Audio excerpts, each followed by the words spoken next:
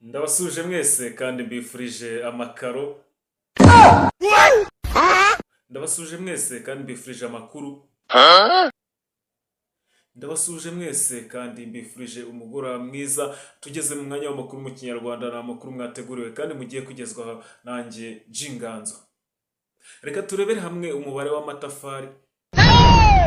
Reka turebere hamwe zimwe mu ngingo z'ingenzi aya makuru araza kwibandaho. Tangirire mu karere ka Nyarugenge mu ntara y'Amajyepfo. Reka dutangirire mu karere ka Nyarugenge mu mujyi wa Kigali. Haje kuvugwa ibintu by'ibihingwa biri ku rwego rwo hejuru, ku rwego rutugeze rubaho, aho kuri ubu ngubu agafuka ka sima kari kavuye ku bihumbi 20.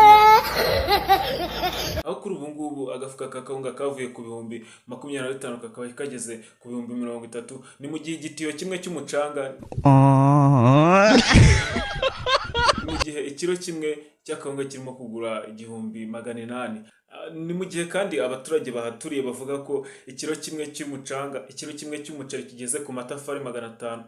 Ikiro kimwe cy'umuceri kigeze ku mafaranga 1500. Ibi bigatuma rero inzara ikomeza kwiyongera.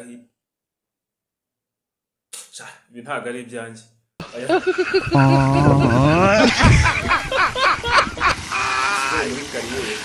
Orakano! Yeah, boy. Bang.